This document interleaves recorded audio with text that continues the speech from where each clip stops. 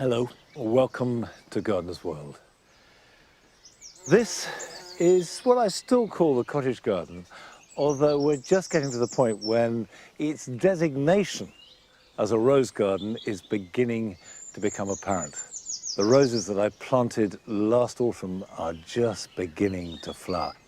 It has had its moments of glory in the past, but by sort of mid to the end of July, it fades. And now there's time to take it on to the next phase. So we get a really good summery feel that coincides with the very best of the roses, which will be in about 2 weeks' time, and then carries on.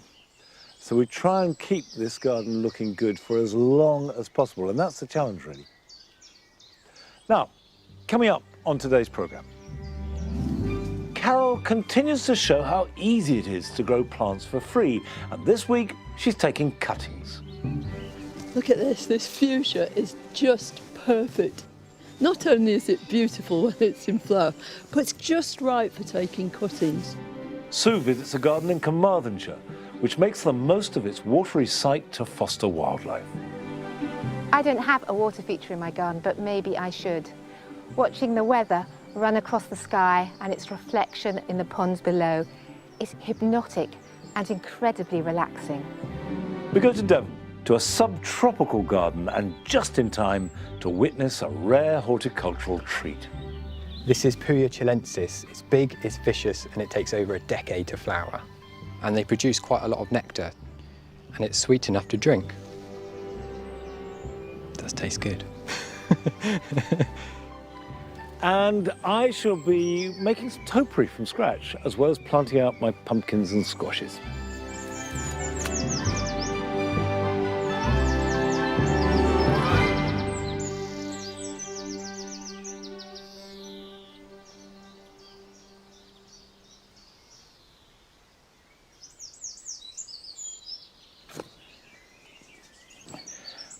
These large pots contain tulips, lots of tulips, and they look fantastic with wallflowers. But tulips love really good drainage, and that's the absolute key thing you have to have with them. So the compost was very gritty. So essentially, what was left behind when the tulips had died right down was root, grit, and a little bit of very, very used up compost. So that's been more or less all taken out. I just leave a little bit in the bottom for drainage. And I've replaced it with a really rich compost. And that means that your planting will have nutrition and also hold water. These 4 pots are key now that we've made the centre of this garden the sort of focal point that everything spins around.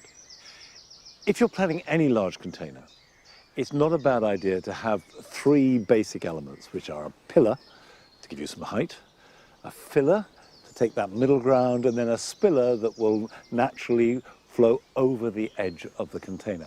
So, my pillar are going to be sweet peas.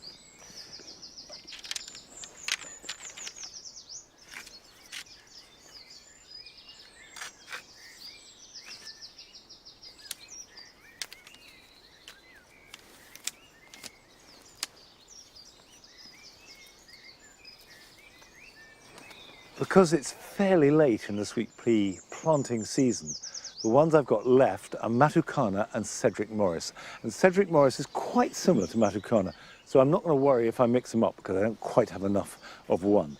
And you can see the root system, they're just beginning to get a little bit root bound. So in that case, just tease them out. Don't worry if you break them. Breaking roots will stimulate regrowth. So we'll pop those in on the inside, like that. That's it. And another one. Why are you wandering? Oh, look what you've found. Look what you've got. Show it to me. Come here. What is it? Can I see it? Where did you find that? Where? No, I don't want it in my mouth. I really don't want it in my mouth. He's happy now.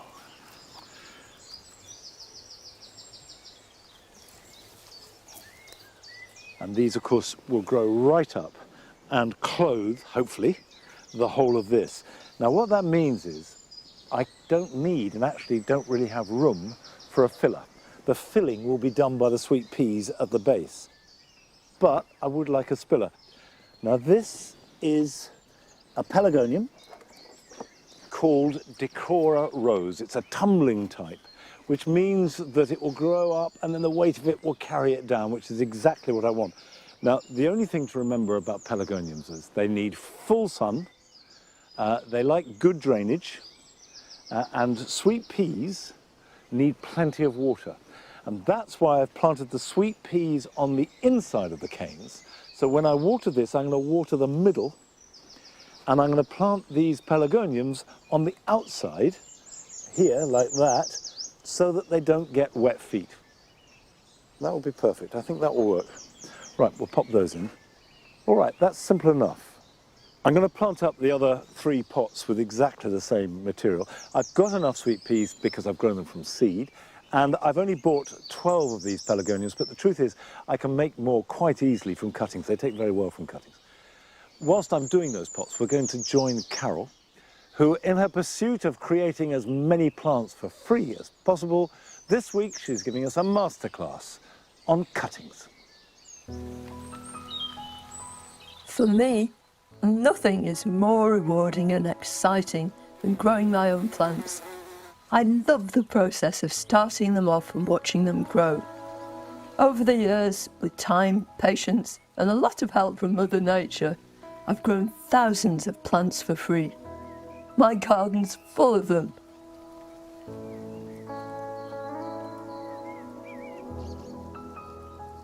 I'll tell you what, it's lovely weather for the garden, but not so good for the gardener. But it is the perfect time to start planting. And the first things I'm going to plant are what we did for our very, very first plants for free, seedlings. Those seedlings have now grown on, they're just right for going into the ground, they're ready to face the big wide world. And that means, like Monty, some sweet peas that I sowed in individual compartments back in March. It's wonderful, isn't it, when you put a little seed in there and then just a few weeks later, great big shoots. There's nothing like it. I also sowed some seeds of cosmos. This time I did them in a seed tray, pricked them out, moved them on. And now, just look at them. That's only a couple of months ago. They've made sturdy plants. Hoo-hoo!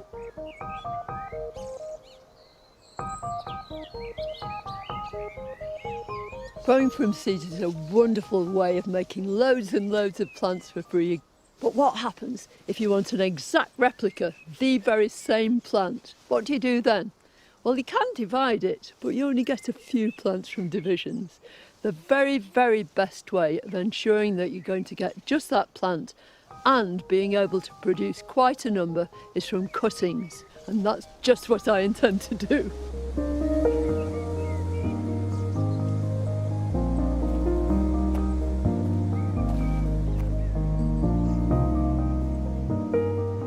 It's like a jungle in here, look, everything's so green. This is it. Look at this fuchsia is just perfect. Now most people think of fuchsias as being pot plants, but there are several hardy varieties which make really good shrubs, and this is one of them. It's called Mollini. Not only is it beautiful when it's in flower, but it's given me all this wonderful material, just right for taking cuttings. So out with my knife, if I can find it. I've got pockets like a Boy Scout, they're full of all sorts of stuff. I'm going to use this later. Right, I'm going to take some nice chunky pieces because I can trim them down afterwards. I'm going to shove all these into a plastic bag. Always make sure you've got one of these with you, because the moment you sever that cutting from the mother plant, it means it's not getting any moisture at all, so it immediately starts to wilt. This might not be the weather to sit out in, but it's perfect for taking cuttings, lots of moisture in the air.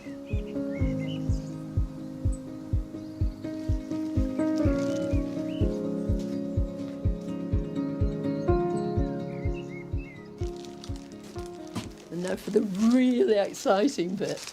So cuttings down there. Now, already I've filled these pots. I'm using clay pots, which are the ultimate in recycling, but you can use anything. Yogurt pots, it doesn't matter. As long as you make sure that they've got a drainage hole in the bottom. It's really important that your cuttings don't sit in stagnant compost. The normal way for taking any cuttings is just to cut like that. Can you see? Right under the node of this leaf. And then I'll cut just above a leaf node this time. So that's just to make sure that you haven't got a bit of stem jutting out, which will eventually rot.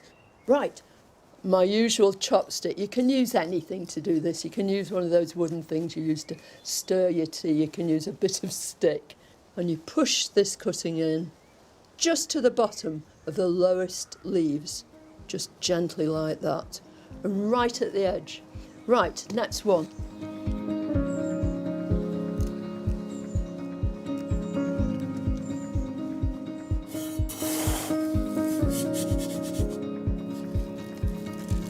The reason I put grit on the top of cuttings is threefold.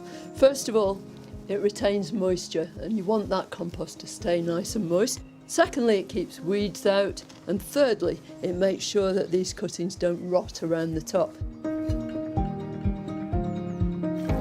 I need to put my fuchsia cuttings in a warm, bright place, but out of direct sunlight. And then every time I walk past, I'm going to spray them with a fine mist, just to make sure that they don't wilt.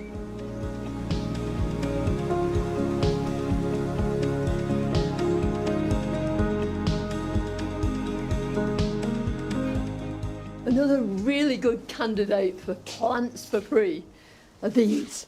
They're pelargoniums. Now this is an absolutely glorious one called apple blossom. Now if you look at this, it's got several little side shoots. Well, I think that's the one to start with. Right down there. And all I'm going to do is just trim them under that leaf node again, like chopping up a cucumber. Why haven't I got my plastic bag? Why aren't I rushing to put these into it? For the simple reason that with pelargonium cuttings, you never do. At the end of the stems dry up. You want them to callus over. If I leave these on the bench for a few hours, the end of those stems will harden up. If I put those cuttings straight into compost as they are, they'll almost certainly rot.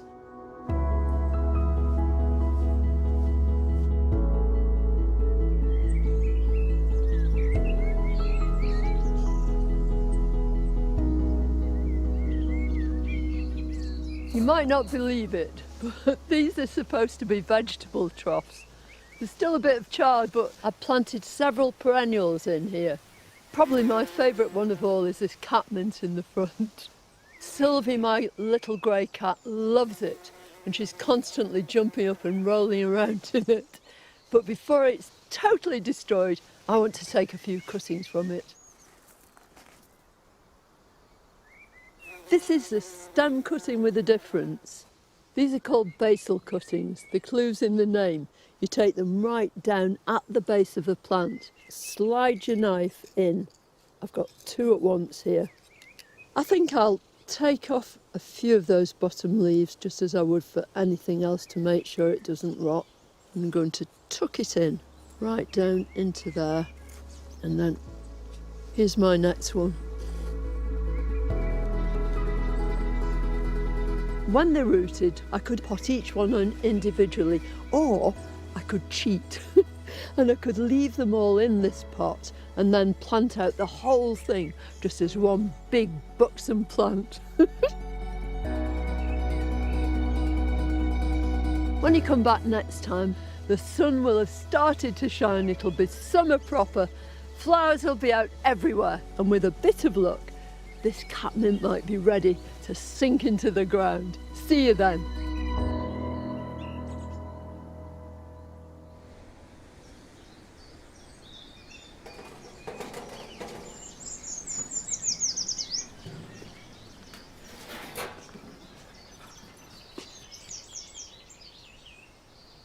Well, this area here of Longmeadow is comprised almost entirely of cuttings, because this is behind the scenes, really. This is our nursery area. These oak trees, I've got them in pots lining along here. were grown from acorns that I picked up a few years ago, taking the dogs for a walk. Came back, sowed them, and hey presto, we've got lovely oak trees growing. Where I'm going to plant them, I don't know, but it's nice to have them, and I will find a place. And what I really am growing interested in is creating plants for topiary, because topiary is very expensive. You know, even quite modest topiary can easily run into hundreds of pounds, and if you get big stuff, you're talking big money. Yet, it's quite easy to grow yourself with a little bit of patience. Now, what I've got here are some yew cuttings I took last autumn, and you can see there's new growth, and that's a sign that they've rooted. But in my experience, the roots will be very small at this stage, so I don't want to disturb them. I will leave these in the pot till autumn, and then pot them on, or even till next spring. And then I know the roots will be stronger and they'll be ready to be moved. So if you see new growth, don't get overexcited, but just stick with it, keep looking after them, water them regularly, make sure they've got good drainage, and they should be fine. And then I've got these, which are cuttings I took a year ago and have potted on. Now they could stay in the pots and grow on for another year, they wouldn't hurt. But if I plant them out, when they're nice and young, they will adapt to the soil, they'll get a bit more space, and they'll grow a bit stronger. So, let's start planting. Right, I'm going to put this back against the edge here.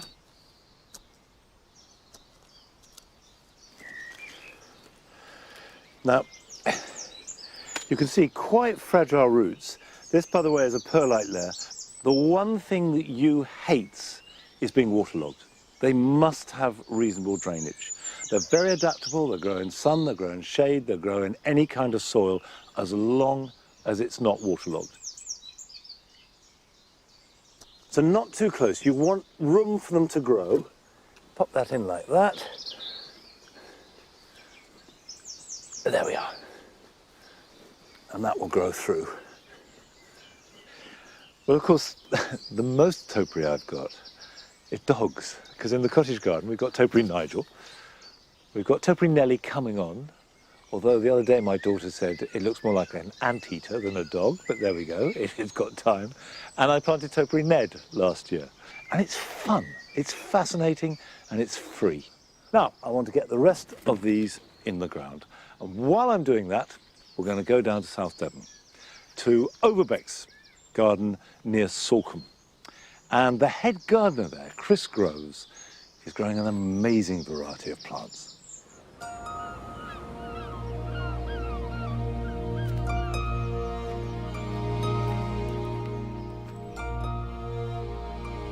I've always been interested in tender and exotic plants, and this garden gave me the opportunity to kind of indulge in that interest, and you can't get a better setting than this, really. So, yeah, it's a great place to work.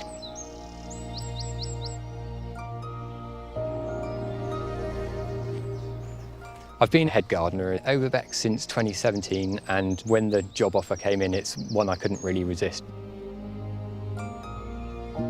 The garden here is about 3.5 acres. We're just 80 metres above the sea, overlooking the Suffolk estuary, one of the most southern points in Devon. The garden is quite literally cut into the cliffside. We've got a woodland protecting us a little bit as well. Because of its position, the garden is pretty sheltered. We don't have too much in the way of frost here. So we're very fortunate to be able to grow a wide range of plants because of the wild climate. It feels like you've been transported off to kind of distant lands, or that you're not even in the UK or anything, and that's part of the magic of the garden, really.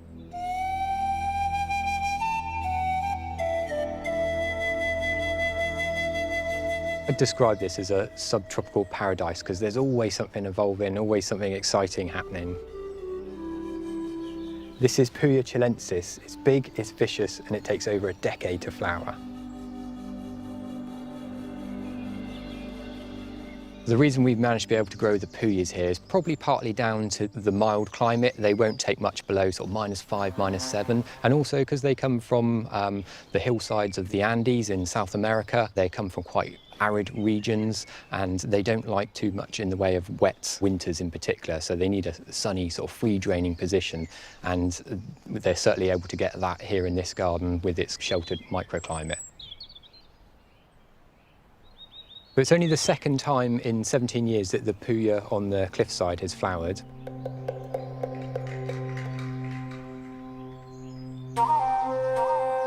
Puyas are monocarpic, which means after they flower, the rosette that they grow from will die. Over the years are building up all the reserves that they need, sugars in particular, so that they have the energy to put on this flowering spectacle, really. It's such an expensive energy that they store up in the plant that afterwards they're just exhausted. As you can see from the flowers, I've just picked one off, you can see the size and shape of them, and they produce quite a lot of nectar. So if I just pour this one in here, you can see how much they produce, and it's sweet enough to drink. It does taste good.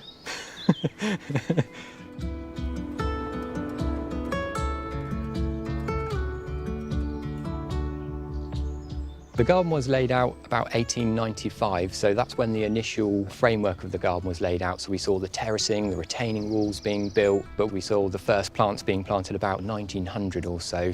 The Trachycarpus palms going in and tree ferns, those sorts of plants. So it must have been recognised that the microclimate within this area was capable of growing those plants for those to be such an early introduction to the garden. And they form the framework of a lot of the garden you see today.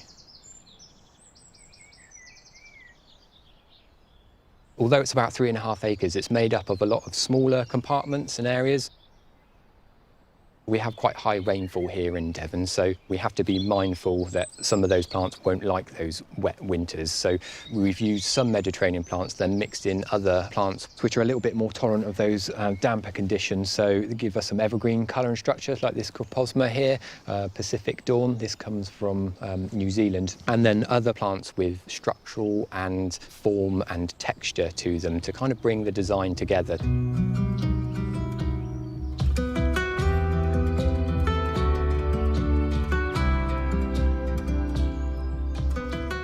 So this is our rockscape, as I like to call it, and it's been inspired by the coastline and the rocky outcrops that we get along the coast path here.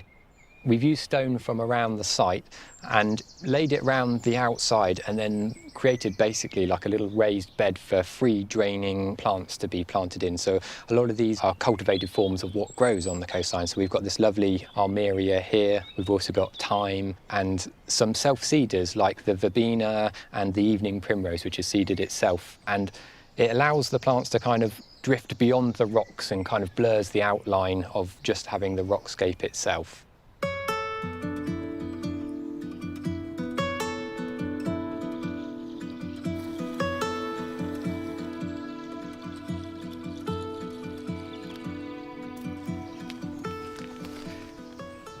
We grow quite a few aeoniums and echeveras and other succulents here in the garden. So this wall offers a really good opportunity for planting succulents in, because some of the heat is slow releasing from when the sun heats up, and it's nice dry conditions in these little crevices. And all we do is take a cutting like this. This is from a plant that wasn't any good for pots anymore because it got a little bit too long.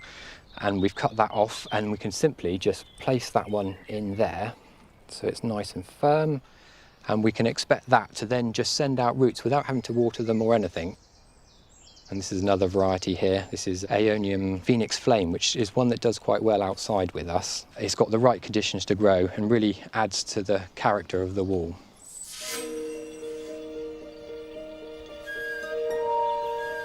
It's worth playing around with your garden at home. If you've got a sheltered position and you're quite a frost-free area, definitely worth having a go, and you'll get a really nice effect and interest to your wall.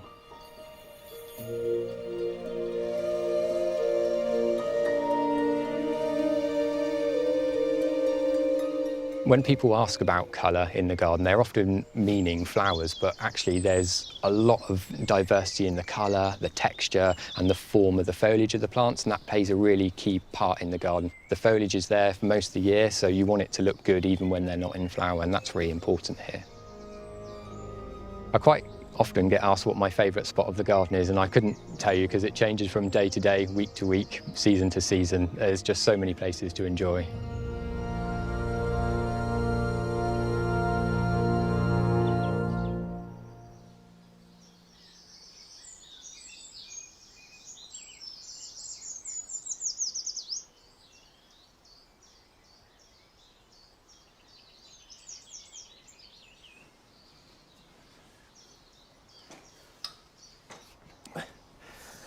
Well, the last time I saw a Puya growing was in Chile, but I hadn't realised that they took so long to flower.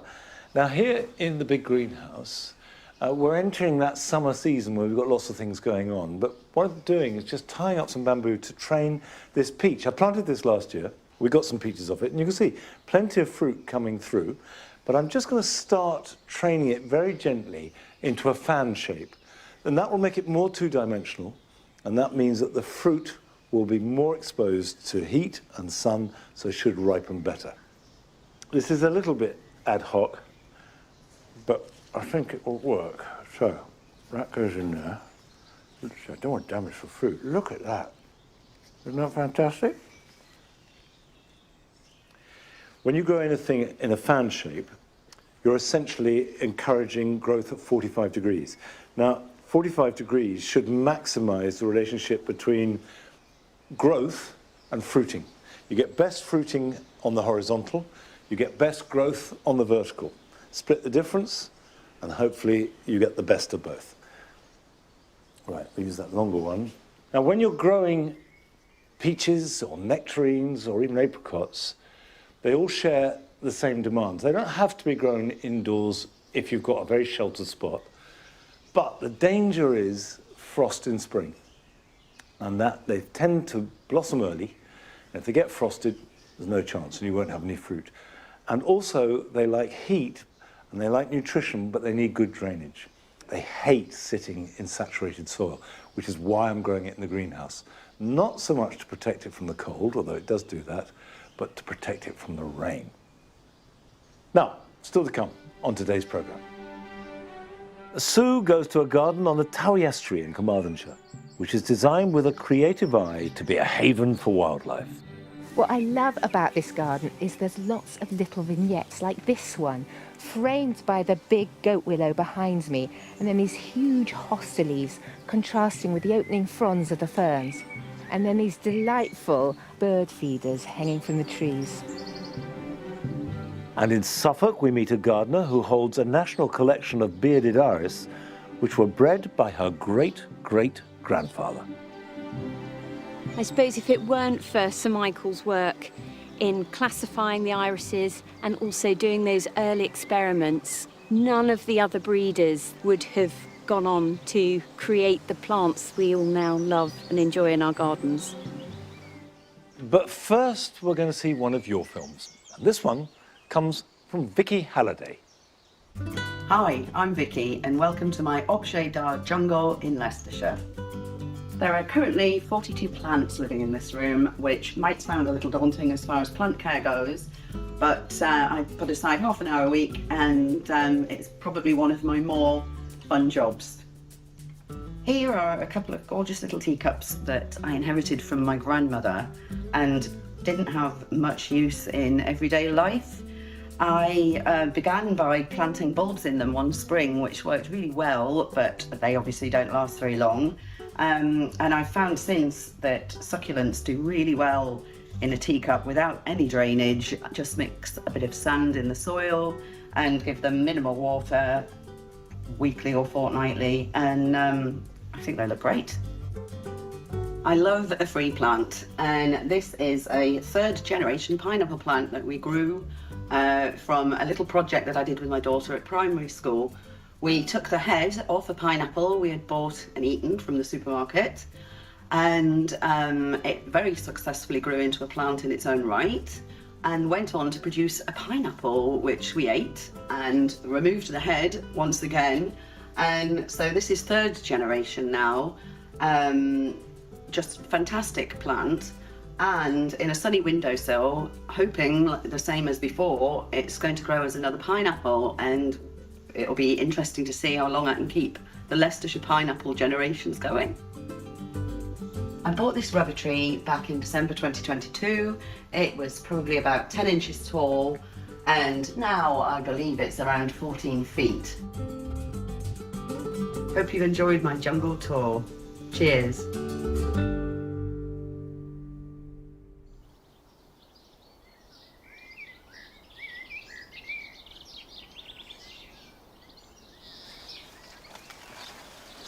I have to say, Vicky, I like the idea of the third generation of Leicestershire pineapples.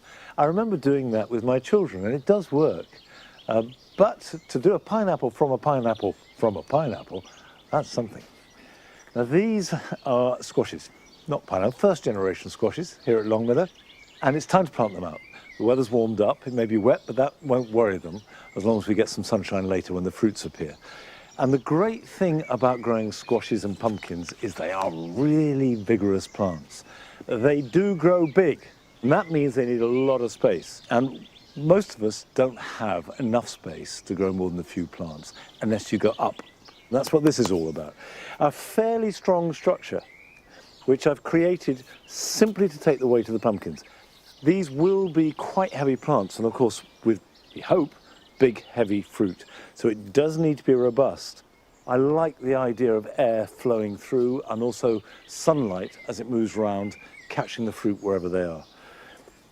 This is a variety called Crown Prince. The reason why I've focused on Crown Prince this year is because it's just a really good all-rounder. It's beautiful. It's got the lovely grey-blue skin, bright orange flesh, stores well, and tastes delicious. So therefore, what's not to like? And whatever variety you're growing, they will need at least a metre in each direction. And I mean at least. If you can give them twice that, so much the better.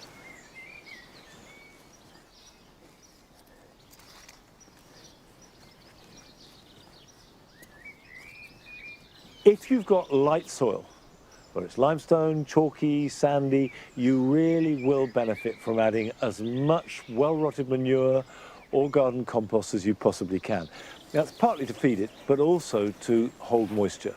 The worst thing that can happen to squashes and pumpkins is that they dry out. They need food and they need water. In you go. They should be ready to harvest round about the end of September at the earliest, if it's a very hot summer, but more likely in October. While I'm planting the rest of these, it's time to join Sue, who's travelled to Carmarthenshire to visit a garden attached to a house that is built on stilts.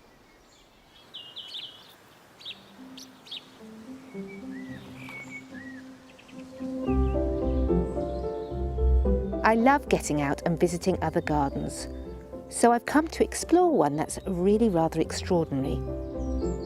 I think there's going to be plenty here to inspire me. I'm always looking for creative ideas in my garden, whether it's enhancing my views or creating interesting habitats for wildlife and plants, or looking at design ideas to create those really magical garden moments.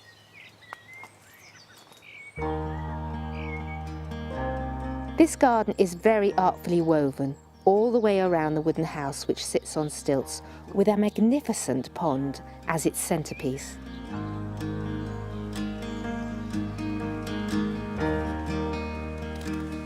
What I love about this garden is there's lots of little vignettes like this one, framed by the big goat willow behind me, and then these huge hosta leaves contrasting with the opening fronds of the ferns. And then these delightful artistic bird feeders hanging from the trees.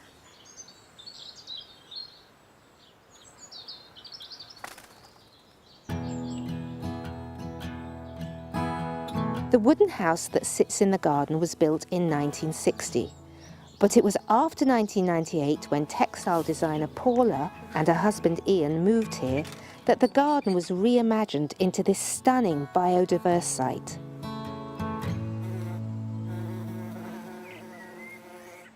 So this is a delightful garden you've created, and very unusual with this super large pond. Oh, thank you, Sue. It's lovely to have you here, to be able to share it with you. This is our favourite place to sit in the morning for coffee, just listening to the birds. It's a beautiful spot. And we can sit out here even in the winter because it's a lovely little sun trap. Cutched in. Do you manage it all yourself? No, I can't confess to have done it all on my own. It is my project. I do have help from my husband with the heavy jobs and the high jobs too. The house being wooden, it feels like a kind of bird hide or something. Well, I think we're really lucky. At the front, we overlook the estuary, the Towy estuary, so the view out there is constantly changing. So to have water behind and in front of the house, it's just so relaxing. When we bought the land, it was just all overgrown with brambles and nettles and goat willow. So we knew there was potential out here. We could see that there was some trace of a pond behind the house.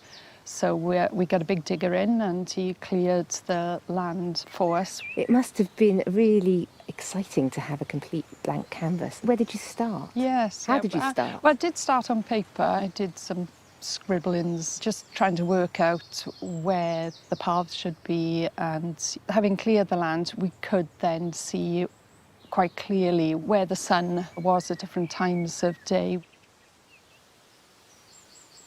We wanted some height within the space, so we planted trees. Some may say too many, but I do love it. We've got the oaks giving us shades, and the silver birch are just beautiful. Even in the winter, they just glow.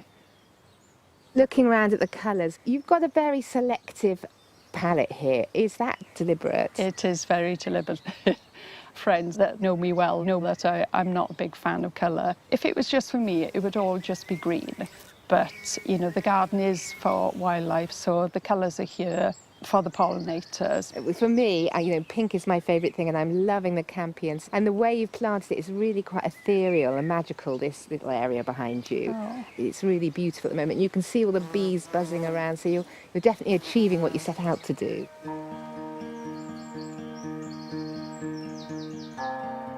We do have a resident family of moorhen. Do they help with the slugs? I don't know if they eat the slugs. They eat everything else. I'm guessing it wasn't difficult to create a bog garden here. No, it is naturally boggy, and some of these plants were here already, like the iris pseudochorus. Others we've introduced, the Bistota officinalis, Candelabra primula. It just keeps on flowering. It just keeps on climbing up and up and up, and it really is a good giver. We've just developed that use of the yellow. It really highlights some of the green around, doesn't it, and brings it to life. Yeah, absolutely, and they're a big hit with the bees too. I can see that.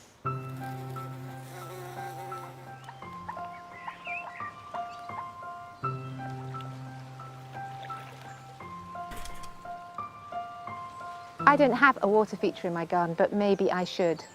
Watching the weather run across the sky and its reflection and silhouettes in the ponds below is hypnotic and incredibly relaxing.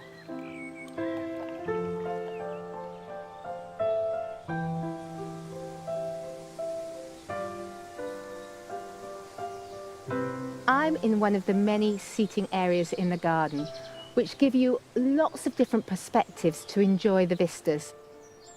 Gardening on a gradient like this is a bit like having an amphitheatre full of plants, and so you can see them all in their glory.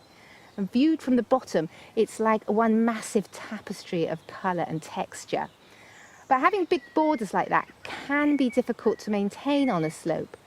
Paula's got round this by creating lots of hidden pathways, and each plant is allowed its own space, and it's got a heavy mulch, so you can get right up close and personal to be able to tend to the plant and maintain the garden. It's really accessible.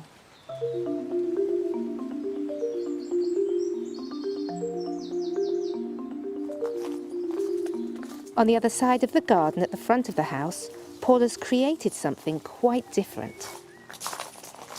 Listen to that lovely crunching sound of cockle shells beneath my feet. Paula's a woman after my own heart, as I have used these in my garden. It's a waste product of the Welsh cockle industry, and it really gives a lovely beachy feel to this whole area, which was inspired by Prospect Cottage by Derek Jarman in Dungeness, and it's one of my favourite gardens too. It uses silverleaf plants such as stachys and santolina repeated throughout. And it also uses marine salvage, which I love. And I particularly like these driftwood uprights.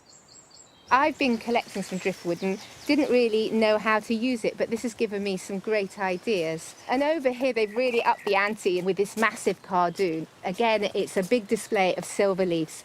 It's not yet reached its final height. It's going to grow much bigger. So it gives it a real structural element. It brings height to the garden, and it'll have these massive flowers. And as long as the Welsh winds don't knock them out, they'll stay on throughout the winter, giving that interest.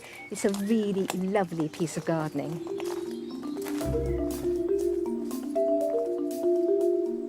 I've really enjoyed exploring this amazing garden. It blends beautifully with the surrounding green, watery estuary landscape. It's given me so much to think about for my own garden.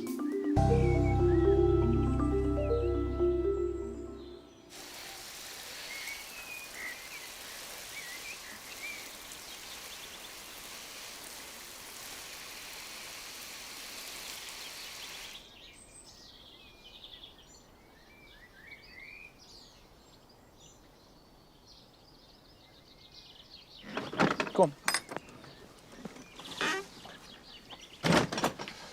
I was very taken by Paula's comment that she would have been happy with a garden that was entirely green. And it is interesting what we take for granted. We assume that colour is good and that somehow green is a lesser colour or background colour. And of course it isn't. There's more variety of green than any other colour. And of course, every single garden depends upon green as its basis that everything else is set against. And I like the idea of an all-green garden too. Certainly here in the dry garden, it's pretty much all green at the moment. And I want to add a bit more green to that mix. This is a bay tree. Now, in a sense, it goes against what I was saying earlier about topiary. Because it's all to do with replacing the olive that I had planted in here.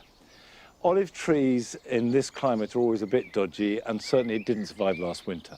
Now, I was going to dig out the roots and plant another tree in its place, but to do so would cause so much collateral damage, I've decided to put this bay temporarily in a pot on there to give myself that height. And then I'll dig out the roots of the olive in the winter when all this has died back. Now let me show you these. This is a pot, it costs £9, full of little bay plants. And if I take it out of the pot like this and tease out one of the plants, if I just separate the roots out, trying not to do too much damage, here we go, this one. There you can see that is a perfectly healthy little bay seedling. If I pot that up or put it outside, that will grow on, and I can grow and train a piece of topiary like this in the fullness of time. It just so happens I know that this is 7 years old, so it would take 7 years to go from this to that. But for the moment, bay isn't ridiculously expensive, and an awful lot of people buy bay lollipops like this and have them outside their front door or out the back or whatever. And it's a Mediterranean plant, so it must have good drainage. And that's why I'm going to put it in a pot, because if I put it in the ground, A, it's too wet for it here, and B, we've had lots of bay killed by extra hard frost. So, I've got this lovely pot, and I'm going to put this in a position before planting it up, because it's heavy. There we go.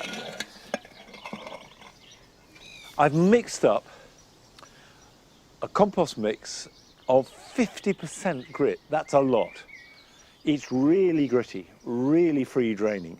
I've added then 25% sieved garden compost, so that's going to give it some goodness, and then 25% Acoya-based compost. So very free draining, but with some goodness added to it.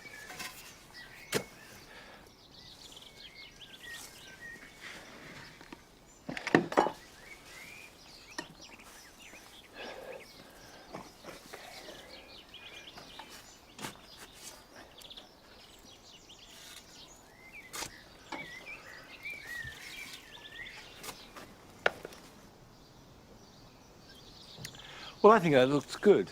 And it adds another shade of green to the garden, and that's all good. However, we've still got spots of colour, particularly from the irises.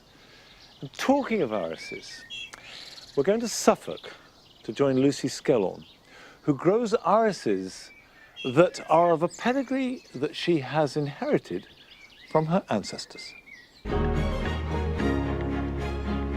Irises are just magical, and I just find them utterly stunning. I suppose the passion for irises is in my genes. My great-great-grandfather was Sir Michael Foster, and he's often referred to as the father of iris breeding. We had this large painting of him, a portrait, which I remember growing up, and that was the only image I had of him. And yeah, it wasn't till we started emptying the family house, and we'd been there for nearly 50 years. I found a lot of photographs and letters and some books. Sir Michael Foster was actually a scientist, and that's how he got his knighthood. But it's actually his work in irises for which he's best well known. He started a collection at his house in Cambridge. He would collect species from all over the world. So Sir Michael bred about 68 cultivars of bearded iris. Mum had made some steps to try and find some of the irises, and I have 14 in my collection. Many of his cultivars are over 100 years old, so yeah, they're increasingly a hard find. And it was 2018 when I was awarded National Plant Collection status. You know, I hope she'd be proud with what I'm now doing. So this iris is one called a mass, which Foster collected in 1885. And it is a tall bearded iris. You can see here that bright orange little beard sticking out. And then the 3 petals hanging down are called the falls. And then the 3 upright petals are called the standards.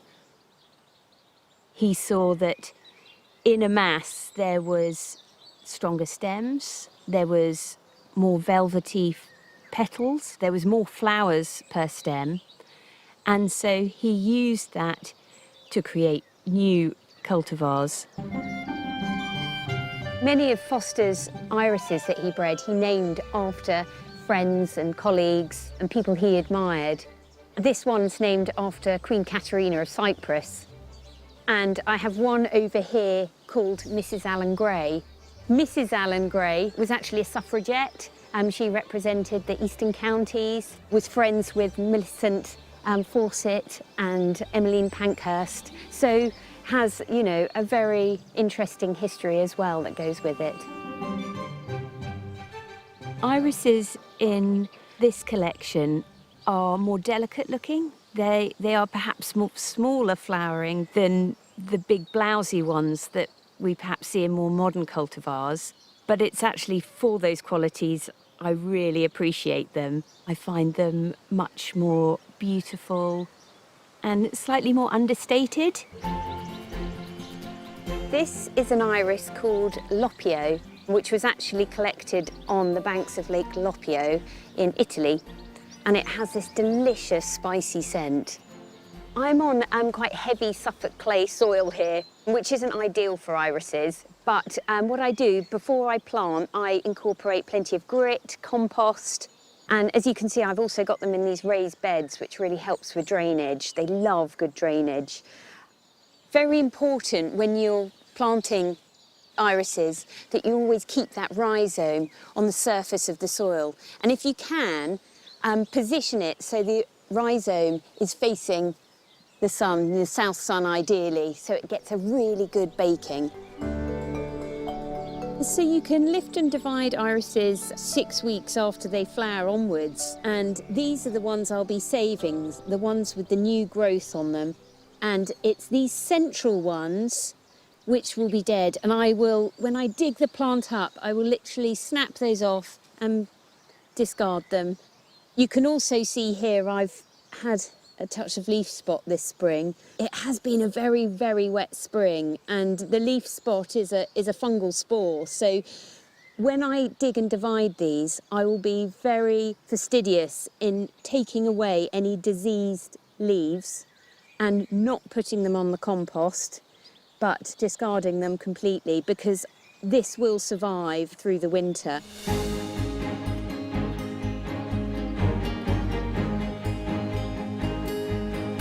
Sir Michael was actually friends with the Darwin family, and he named several of his irises after the Darwins. There's a Charles Darwin iris, and I've got another called Mrs. George Darwin. And there's also this one called Mrs. Horace Darwin, who were daughter-in-laws to Charles Darwin.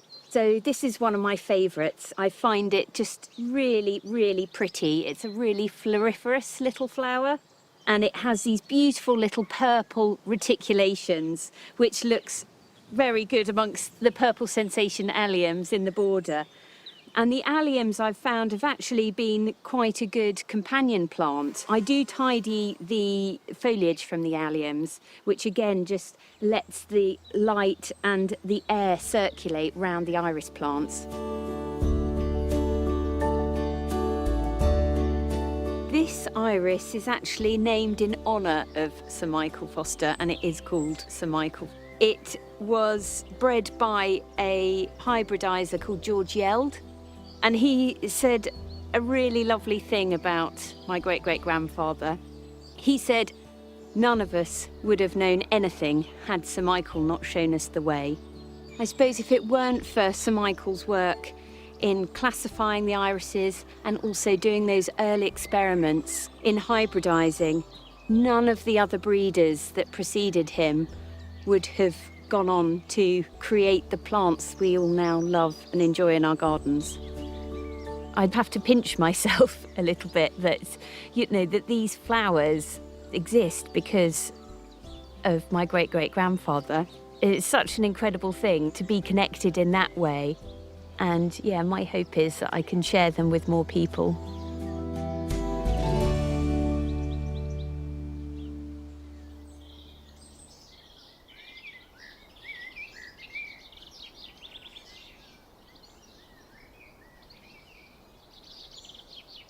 Now, of course, because that's a national collection, they are accessible to the public.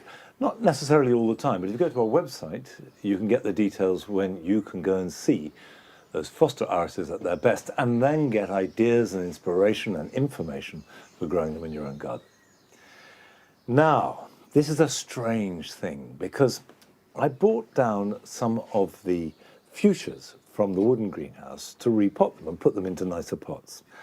But that, I'm afraid, has come a cropper, because as I brought the plants down, I noticed something that I hadn't noticed and which I should have noticed, which was the state of some of the fuchsias. Now, these are ones in plastic pots, sort of in the second, third, fourth row back in the wooden greenhouse. I'm making excuses because actually there isn't any one I should have noticed. Now, look at this. If you start to see, look how distorted and damaged the foliage is, and you've got dieback, and even the flowers. This, which I hadn't really paid proper attention to, look at that. Look at the distortion on that flower. And as I started to inspect them all, it got worse and worse. I realised this is a real problem. Now, what this is fuchsia gall mite. It's a tiny little mite that sucks the sap of the plant and therefore causing distortion, and there's not much you can do about it. Cut off the affected area, don't compost it, burn it or dispose of it safely. The real problem is that I haven't potted these on enough. They've run out of nutrients, so those in the smaller pot are most affected. Those in bigger pots are better off because it's a healthier plant, and it's that same old story about plant health. If you look after the plant, look after the roots, water it properly, feed it properly, they will resist much better the depredations of gall mite or fungus or whatever it might be. And so it's my fault. And I'm saying this really so that you can check your fuchsias and avoid what has happened to mine. Okay, that's enough shame and blame for the moment. Here are some jobs for the weekend.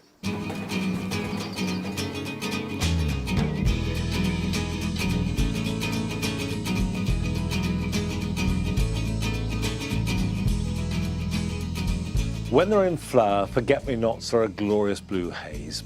But as they turn to seed, they don't look so good. So pull them up and take them to the compost heap, and this will create room for further replacement planting. But leave a clump or two and let these set seed. And then the seedlings can be spread around the garden later in the year. And don't worry if the seeds stick to you, they're bound to do that, and that's one of the ways that they disperse.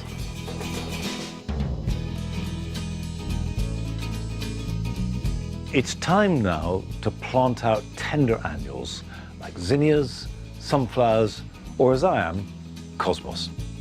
You can, of course, plant them straight into a border or into a container like this. And here's a handy tip. For cosmos, use a very poor quality compost mix, and that will encourage less growth but more flowers.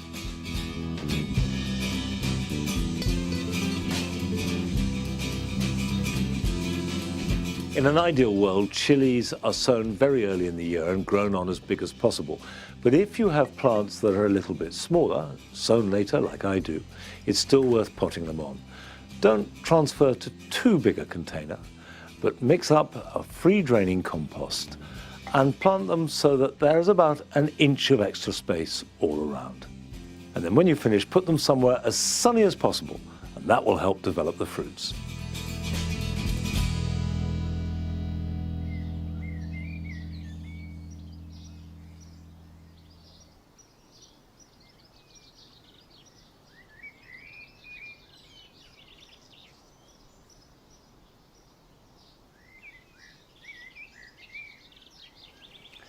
I'd love to be able to claim that I had designed and carefully positioned the foxgloves and the cow parsley to look so artfully beautiful, but of course I didn't.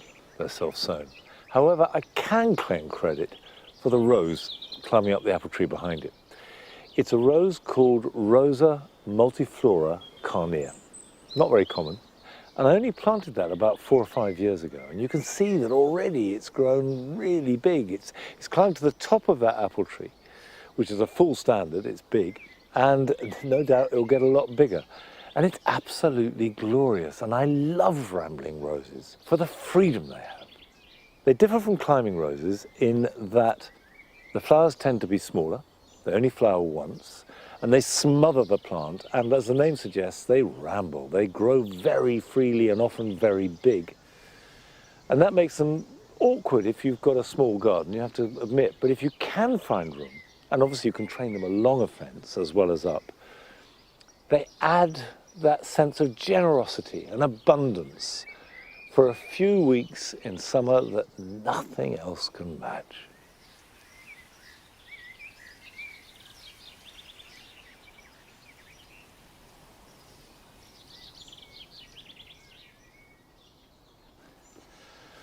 Well, I'm afraid that's it for this week. And next week, I shan't be here at Longmeadow, but joining the rest of the team at Gardener's World Live, where, amongst many other things, we'll be able to see Adam's garden fully realised. So that will be at 8 o'clock next Friday. Join us then. Bye-bye.